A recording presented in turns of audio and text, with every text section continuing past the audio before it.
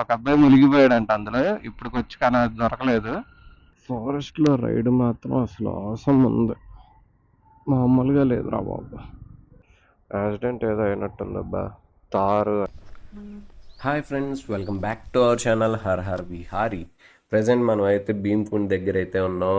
భీమ్కుండ్ అసలు నాకు ఈ ప్లేస్కి రావాలని ఎంతో కాలం నుంచి అయితే అనుకుంటున్నా. ఫైనల్గా ఈరోజు అయితే నెరవేరింది. అండ్ భీమ్కుండ్లో ఏంటంటే చాలా లోతు ఉండిద్ది వాటర్, చాలా బాగుండిద్ది కూడా. అసలు ఈ ఎండకి తట్టుకోలేకపోతున్నా, అసలు వెళ్ళి దూకేయాలనిపిస్తుంది. పదండి లోపలికి వెళ్ళి చూద్దాం. నేను ఇదే ఫస్ట్ టైం రావడం. సో లోపల ఎలా ఉండిద్ది ఏంటని నాకు తెలీదు. స్టెప్స్ అయితే ఉన్నాయి, నాకు తెలిసి ఇటు నుంచి కిందకి వెళ్ళాలనుకుంటా. వచ్చేసాం. కింద నుంచి అయితే మొత్తం కేవ్లా ఉంది. కేవ్ లోపల వాటర్ అయితే ఉండిద్ది. రండి దగ్గరికి వెళ్ళి చూద్దాం. అండ్ ఈ పక్కన చిన్న చిన్న గృహల్లా ఉన్నాయి కదా, వీటిలో అయితే శివలింగాలు ఉన్నాయి. ఇక్కడైతే వచ్చిన వాళ్ళందరూ ఇక్కడ పూజ చేసుకొని వెళ్తున్నారు. ఇదివరకు అయితే ఇక్కడ అందరూ స్విమ్మింగ్ అయితే చేసేవారంట. బట్ ఇప్పుడైతే గేట్ వేసేసారు, ఎవరిని అలో చేయట్లేదు.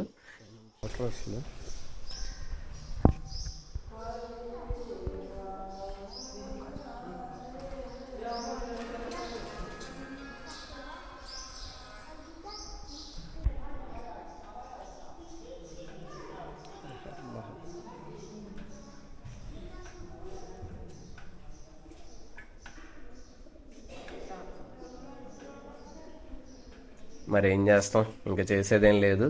అసలు ఎందుకు గేట్ వేశారు, ఏం జరిగింది అనేది మీకు రైడ్లో అయితే చెప్తాను. వచ్చేయండి, లెట్ స్టార్ట్ అవర్ రైడ్.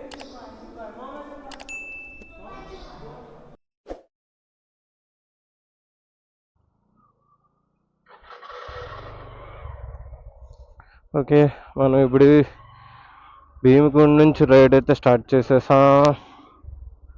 ఇక్కడి నుంచి రైడ్ తీసుకొని స్ట్రైట్గా పోవడమే.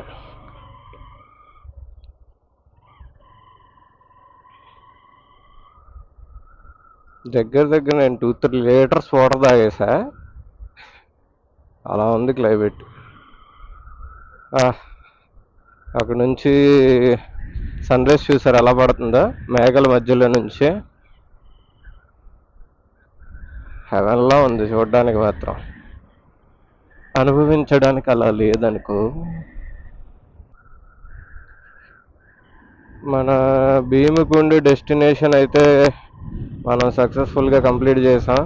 బట్ ఒకటే డిసప్పాయింట్ ఏంటంటే అందులోకి దిగనవట్లేదా. ఎందుకంటే జనవరి 2న ఎవరో ఒక అబ్బాయి మునిగిపోయాడంట అందులో. ఇప్పటికొచ్చి కానీ అది దొరకడు. ఎందుకంటే అది చెప్పే కదా, భీమకుండ్ అనేది చాలా లోతు ఉండిద్ది. అది అసలు ఎవరు రీసెర్చర్స్ కూడా తెలియట్లేదంట అది ఎంత లోతుందో అని. భయంకరమైన అంత డెప్త్గా ఉండిద్ది. సో అలాంటి ఆ ప్లేస్లో ఒక అబ్బాయి మునిగిపోయాడు అనగానే దాని తర్వాత టీం వచ్చి నెతికారంట. బట్ ఇంకా ఆప్షన్ లేదు. సో ఇంక ఇలాంటివి మళ్ళీ కంటిన్యూ అవ్వకూడదు, ఇలాంటి సఫర్ అవుతారని చెప్పి పూర్తిగా ఆపేశారు దాన్ని. అసలు వాటర్ అయితే అవసరం. నాకు కెమెరాలు కూడా అసలు అంత బాగా దొరకదు, చూడడానికి కూడా మీకు అంత క్లియర్గా ఉండదు. కానీ పక్కన వేస్తా చూడండి. కానీ అసలు ప్లేస్ కానీ అది సూపర్ ఉంది. ఆ వాటర్ అయితే అంత క్లియర్గా ఉందంటే చాలా డెప్త్కి ఉంది. అలా కింద అడుగునున్న ఇవి కూడా క్లియర్గా కనబడుతున్నాయి కళ్ళకి, అంత బాగుంది.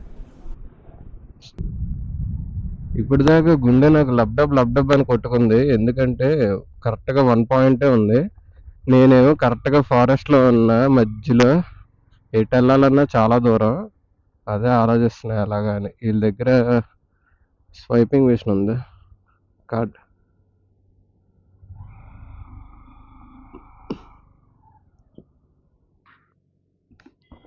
कार्ड कार्ड कार्ड हो जाएगा ना, फुल टैंक भरिए.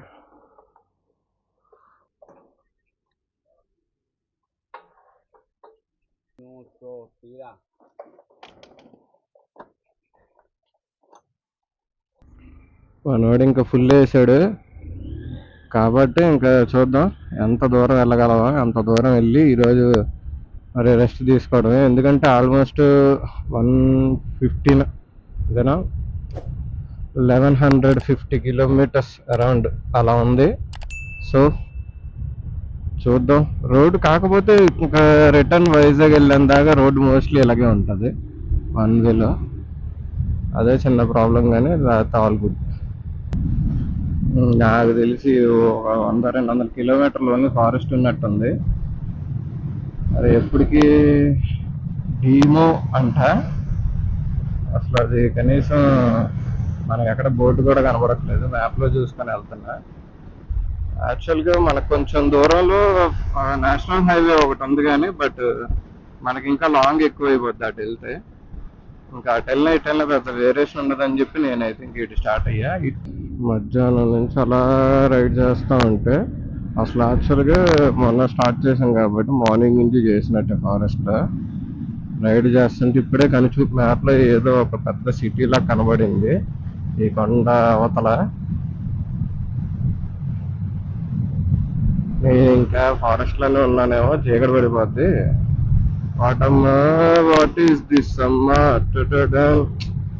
అనుకున్నా. ఆ ఊరు కనబడింది మనకి. వాటర్ ఉంటుందేమో అడుగుదా పానీ.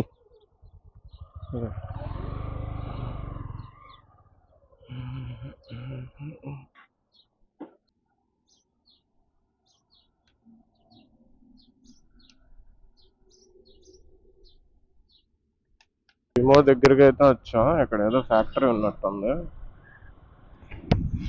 చాలా పెద్ద ఫ్యాక్టరీ.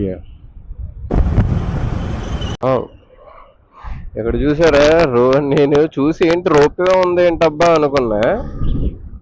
ఈ పక్కన ఫ్యాక్టరీ ఉంది కదా, వీటితో ఏదో తీసుకొని వెళ్తున్నాయి. ఏమి క్రియేటివిటీ.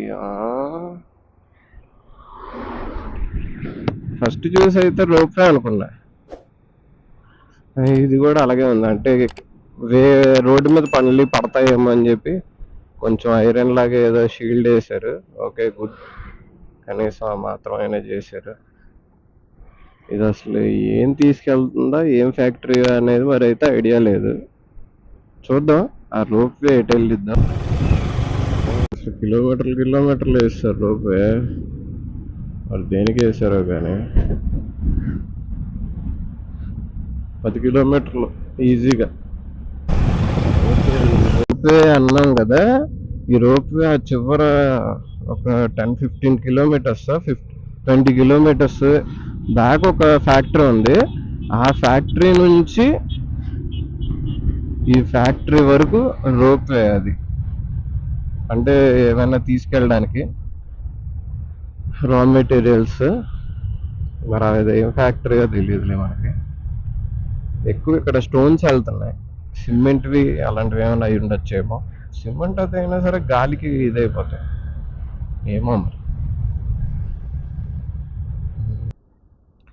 కానీ ఇప్పుడు వరకు ఫారెస్ట్లో రైడ్ మాత్రం అసలు అవసరం ఉంది, మామూలుగా లేదురా బాబు. ఏం తాగడానికి కూడా మధ్యలో దొరకవు. నేనైతే బ్యాగ్లో 2 లీటర్ బాటిల్స్ 2 పెట్టేసుకున్నా, ఫుల్గా ఫిల్ చేసేసి. ఇంకా ఒక హాఫ్ అన్ అవర్కి తాగేసి హాఫ్ లీటర్. ఏమో ఊర్లో మంచి మార్కెట్ ఏరియాలో ఉన్నా, పెద్దదేలే, మరి నేను అనుకున్నంత చిన్నదైతే కాదు. ఇక్కడ దరిదాపుల్లో ఒక 100 కిలోమీటర్స్లో నాకు తెలిసి ఇదే పెద్దది.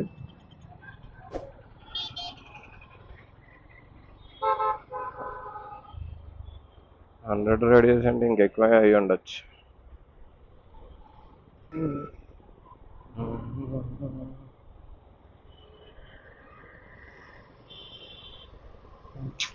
బాబోయ్ ఏందో డ్రైవింగ్, ఇలా స్నేక్లే వెళ్తున్నా.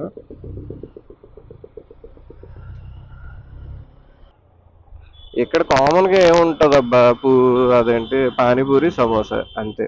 ఆ పానీపూరి సమోసా పూరి కచోడి. ఆ కచోడి మొన్న ఆర్డర్ చెప్పా, కచోడీను అది అన్ని ఒకేలా అనిపించింది నాకు. అదే కొంచెం కన్ఫ్యూజన్గా ఉంది. చూద్దాం ఇక్కడెక్కడైనా ఆపి సరదాగా పానీపూరి వేద్దాం. రోడ్డు పరిస్థితి ఇది. రోడ్డు అంతా ఇలాగే ఉంది, లైట్ ఫెయిల్ అవుతుంది. మనం వెళ్ళాల్సింది ఇంకా ఒక 90 కిలోమీటర్స్ అయితే ఉంది. ఎలా వెళ్తామో ఏంటో, ఇరిటేషన్ వచ్చేస్తుంది ఈ గతుకులకి. అంటే వెనకాల లగేజ్ ఉంది కదా, సో అందుకు. లేకపోతే మనం పెద్ద ఇదేం కాదు. మధ్యలో ట్రబుల్ ఏమైనా ఇస్తుందేమో అని అంతే. ఆ లారీ వాడేమో నాతో వీడియో గేమ్ ఆడేస్తున్నాడు ఎదురుకెళ్ళనీయకుండా.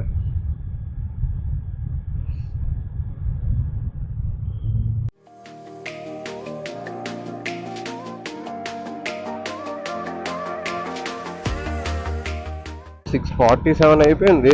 నేను టైం సరిగ్గా నేను 6 అయ్యింది అనుకుంటున్నా. అంటే లైటింగ్ ఉంది కదా, నేనేంటి ఇంకా 6 అయ్యి ఉండిద్దిలే అనుకున్నా. బట్ 6:47 అయిపోయింది. లైట్ ఫెయిల్ కూడా అయిపోతుంది. మనం గనక ఇప్పుడు జబల్పూర్ దాకైనా వెళ్ళలేదంటే చీకట్లో ఇంకో ఇలాంటి ప్లేసెస్లో ఉండాల్సి వస్తుంది. జామ్ రాత్రి జాబిలమ్మ ఇలా. Okay bye. జై శ్రీరామ్. బాయ్. సరే, జై శ్రీరామ్. మన న్యూ సబ్స్క్రైబర్. షాప్ పేరు ఏంటనుకుంటున్నారు? జై శ్రీరామ్ వాలా టీ చాయ్ వాలా అంట. షాప్ పేరు భలే పెట్టారు. ఇక్కడ నుంచి మనం ఇప్పుడు పనా రోడ్లో ఉన్నాం. ఇక్కడ నుంచి బాగానే ఉండిద్దంట రోడ్డు. మనం అంటే ఇప్పుడు ఖజురాహో నుంచి వచ్చాం కదా, మధ్యాహ్నం 12కి బయలుదేరాం. సో అక్కడ నుంచి రోడ్ అంతా ఫారెస్ట్లో భయంకరంగా ఉంది. బట్ ఇక్కడ నుంచి అయితే బాగుండిద్ది అంట. 25 కిలోమీటర్స్ ఉంది జబల్పూర్కి. సో బాగానే ఉండిద్ది అంటున్నారు. చూద్దాం ఎలా ఉంటుందో. మొత్తం ఫారెస్ట్. యాక్చువల్గా రికార్డ్ చేద్దాం అనుకున్నా నేనైతే. కొన్ని ప్లేసెస్లో అయితే నేను ఒక్కడనే ఉన్నా, బట్ మెమరీ కార్డు ఫుల్ అయిపోయింది. నేను చూసుకోలేదు. ఇక్కడికి వచ్చిన తర్వాత చూసుకొని కొన్ని వీడియోస్ అయితే డిలీట్ చేశాను.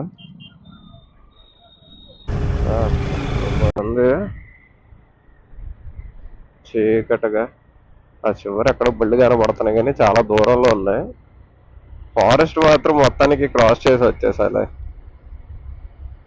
కానీ అసలు ఫారెస్ట్ లో సూపర్ ఉంది నైట్ టైం. అంటే కొన్ని ప్లేసెస్ లో సింగిల్ గా డ్రైవ్ చేసినప్పుడు మాత్రం మంచి థ్రిల్లింగ్ అనిపించింది నాకు మాత్రం. आप कहाँ से? आप लोकल? आप इधर से? Okay, thank you.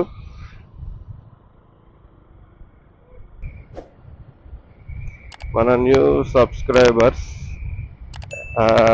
బైక్ మీద చూసి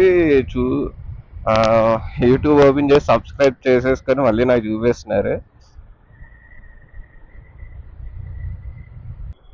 మొత్తానికి మనం ఒక హైవేకి అయితే వచ్చాం. లెఫ్ట్లో మనం జబల్పూర్ అయితే ఉంది. నేను జబల్పూర్ దగ్గర ఆగట్లా. రైడ్ ఇంకా ఒక 1/2 అవర్ 1 అవర్ రైడ్ చేసి ఎక్కడైనా క్యాంపింగ్ చేద్దాం. అండ్ రేపు మార్నింగ్ ఎర్లీగా స్టార్ట్ అవ్వాలి. ఎందుకంటే వైజాగ్కి ఇక్కడ నుంచి ప్రెసెంట్ ఇక్కడ నుంచి అయితే అరౌండ్ 950 కిలోమీటర్స్ అయితే ఉంది. చల్లగా ఉంది క్లైమేట్. మధ్యాహ్నం అంతా దోలు తీచ్చేసింది ఎండ. ఇప్పుడు చల్లగా ఉంది. అంటే సో ఇక్కడ నుంచి మనకి 950 కిలోమీటర్స్ ఉంది. సో రేపు 1 డేలో కవర్ చేయగలమో లేదో తెలియదు. సో ఇప్పుడు ఎంతవరకు నేను రైడ్ చేయగలిగితే అంతవరకు చేస్తా. 1/2 అవర్ 1 అవర్ ఎంత బస్ చేసి స్లీప్ వేస్తే కానీ మళ్ళీ రేపు కవర్ చేయలేం. రోడ్డు మీద అడ్డంగా ట్రైన్ యాక్సిడెంట్ ఏదో అయినట్టుందబ్బా. తారు అన్నీ ఒలిగిపోయాయి.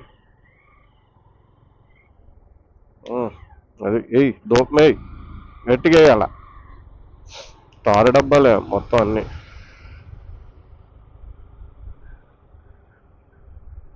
ఇద్దరు ముగ్గురు ఎవరు బైక్లకి నెంబర్ ప్లేట్లు లేవు. అదేంటి ఎంత ఎత్తు అబ్బా. అసలు ఎంత పెద్ద ఫ్లైఓవరో తెలుసు. అసలు ఇది సరిగ్గా చీకట్లో కనబట్లా కానీ డైరెక్ట్ ఒక్కటే దెబ్బకి అసలు హిల్ ఎక్కిపోయాం. అంత పైన ఉన్నాం మనం ఇప్పుడు.